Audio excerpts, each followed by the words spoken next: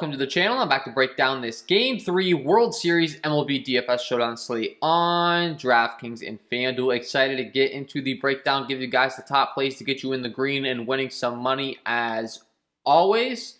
Quick reminder that if you do enjoy the content at any point in this video, if you could please take a moment to leave a like on this video, subscribe to the channel, hit the notification bell, that would be greatly appreciated. I'll be here throughout the entire World Series giving you guys the best plays to take down some money in the showdown slates. So, with that being said, lastly, I do offer premium packages. I cover NBA DFS content, MLB DFS content, and NBA DFS content. If you're interested in any of the above, I've put together tools that are very valuable in helping you win money in all of the sports. I would highly recommend it if you're trying to become a profitable player and playing consistently. If you're just playing for fun, a few dollars here and there, all the more power to you. There's no worries. I get it. But if you're getting really serious, such as myself, would highly recommend those packages. So go to check that out. And don't forget to stay tuned to the end of the video for my home run call of the day, fan favorite segment on this channel. Always giving you guys my home run call of the day pick. A little bit different in the World Series. There's only one game to choose from in the regular season where we have a full slate, but still going to give you guys that home run pick. Nailed it in Game 1 with Adam Duvall. Game 2, unfortunately, we didn't hit it, but we'll be back in this one, hopefully hitting that. So let's go ahead and get into the breakdown. As always, if you're new to the channel, I like to go ahead and sort my sheet by K rate. It's fantasy sports. We get points for strikeouts. Figure out the pitchers we can play on the slate. Only dealing with 2 in this one, of course, in the 1-game slate. But top guy is going to be Luis Garcia with a 26.4% K overall, a 13.4% swinging strike rate. Ground ball, fly ball stuff isn't the greatest in the world, but he does feature a 29% K rate to righties and a 23.7% K rate to lefties. Really struggles against left-handed hitting, much better against right-handed hitting. That's the story with Luis Garcia, so he's very simple. Lefties, it's going to cause some issues. Righties, he's pretty good. He still gives them fly balls with the hard contact, wOBA, all that stuff, and the strikeout rate really climbs. Looking at the Atlanta Braves lineup, his expected opponents are mostly right-handed, I'd say, throughout this entire lineup. I mean, we only have three lefties in Rosario, Freeman, Albies at the top there, and then Jock Peterson at the bottom. So he does have that going for him, but it's not as if it's an entire right-handed heavy lineup, so keep that in mind. As far as Ian Anderson's concerned, he comes in with a 23.2% K overall, great ground ball, fly ball stuff, great hard contact stuff with a 23.6% K rate to righties. Has given up a 374 slugging to those righties, but against lefties, only a 367 slugging. So ironically, even though he's a right-handed hurler, has been much better against left-handed hitting as far as hard contact and all that stuff. So prefer to target him with right-handed bats. Now, keep in mind, it's not like it's that big of a difference, to be honest with you, from either side. He's been pretty solid overall. But the ground ball, fly ball stuff's a lot better than Luis Garcia. Garcia giving up a lot more fly balls, so keep that in mind as well when describing these two pitchers. As far as the bullpen's concerned, we do have an advantage in favor of the Houston Astros when we're looking at the bullpens. Houston Astros, one of the best bullpens in the league down here as far as my rankings. And hard hit percentage. You can see they are the 7th best team in the league, whereas Atlanta is all the way down here, not quite as strong of a bullpen. So keep that in mind when targeting hitters as well. And then as far as our strikeout rates in this one, the Astros just really don't strike out. That's something I just want to continue to point out, because if you look at their strikeout rate against right-handed pitching, they only had a 20% K rate overall. They're one of the best teams in the league as far as not striking out. As far as the Atlanta Braves are concerned, they are more so towards the bottom of the league in strikeout rate. While they do have a very good lineup as far as ISO, slugging, etc. against right-handed pitching, they don't exactly have the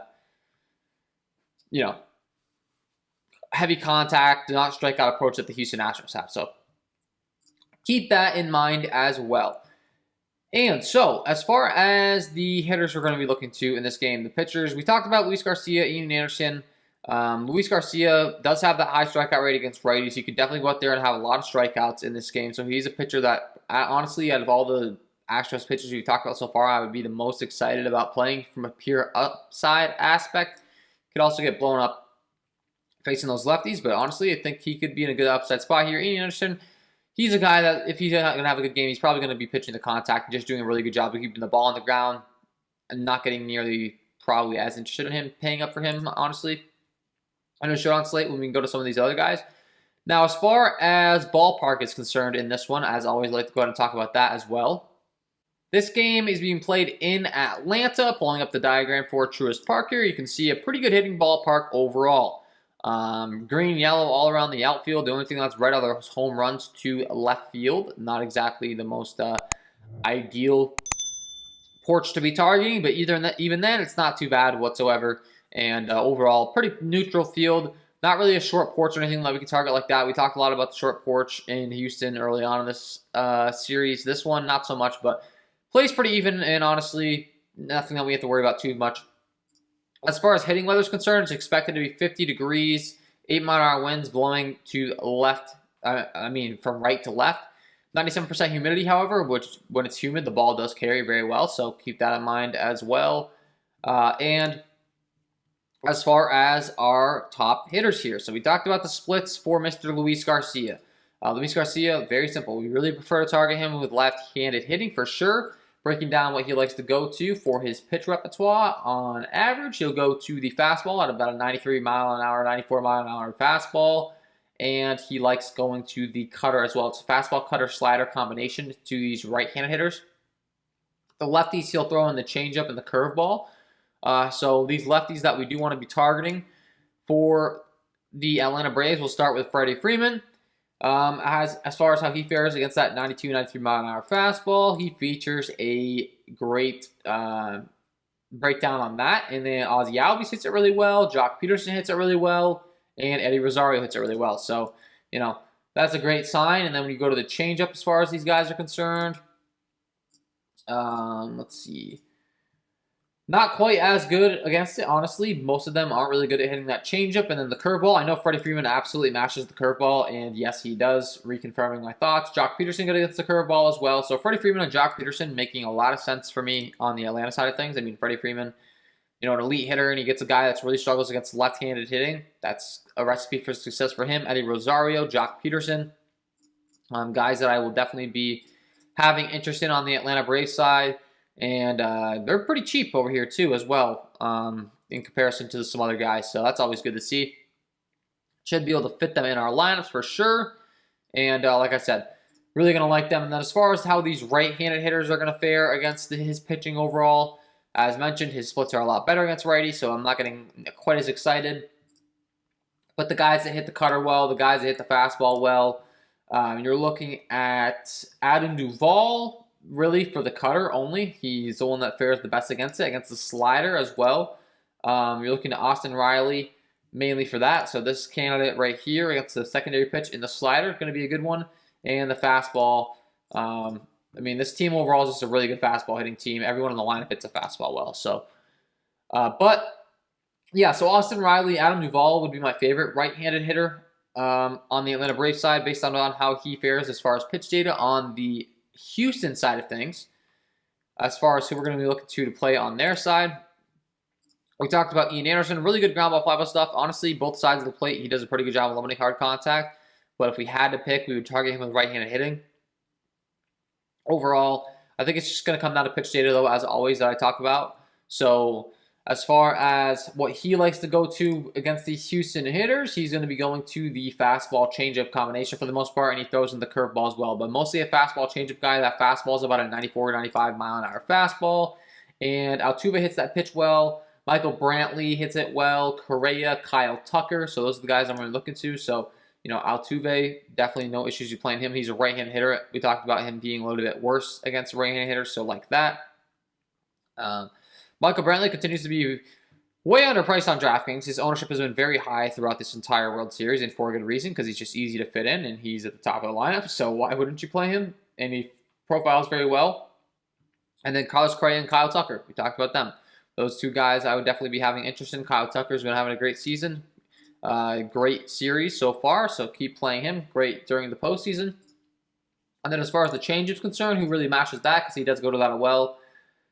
Jose Altuve, Alex Bregman, Yordan Alvarez, Carlos Correa, and Kyle Tucker, as well as Yulieski Gurriel.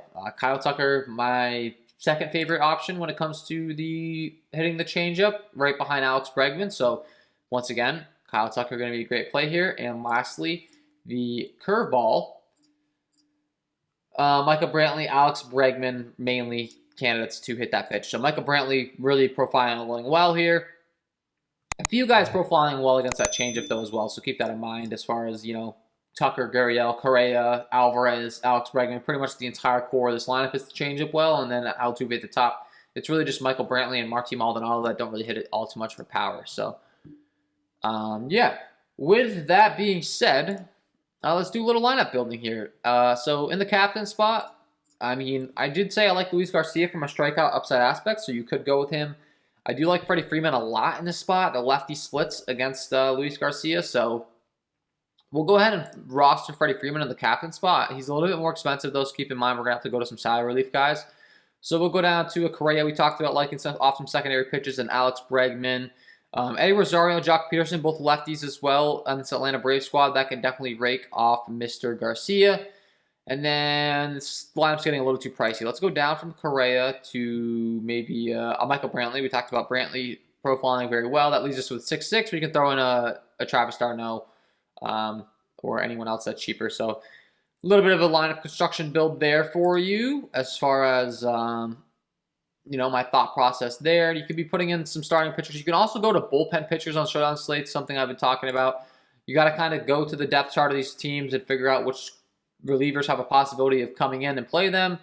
Your best bet's probably going with the guy that's listed as the closer. So, you know, Ryan Presley in this case for the Houston Astros would be a possible play. Ryan Stanek, Christian Javier, but Kendall Graveman, Blake Taylor, and dice those guys in throughout your lineups, and that could open up some salary as well. So let's go ahead and do that right now in a lineup build real quick, just to kind of show you guys. So let's go Presley. Ryan Presley, remove non-probables. He's 6,000. So we'll put him in the utility spot. He's 4,000, sorry, because we had them in the captain spot. So that's going to free up a lot of space for us. That's going to allow us to do some more creative things. We'll put Mr. Freddie Freeman in our captain spot once again because we really like him.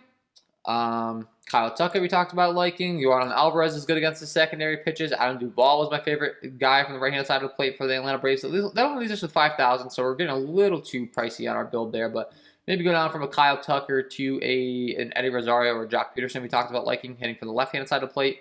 You could actually put a couple of those guys in. So, yeah, so that's the approach on DraftKings. Over on Fanduel, you're really just looking to play the top scoring guy in the MVP slot. The star in the 1.5 time spot is the second highest scoring guy, and then obviously the 3 following that in the utility spot. So Freddie Freeman, once again, at the top in the MVP spot. We'll put him there. We liked Jose Altuve a lot and how he profiles here, so we'll put him in the star spot.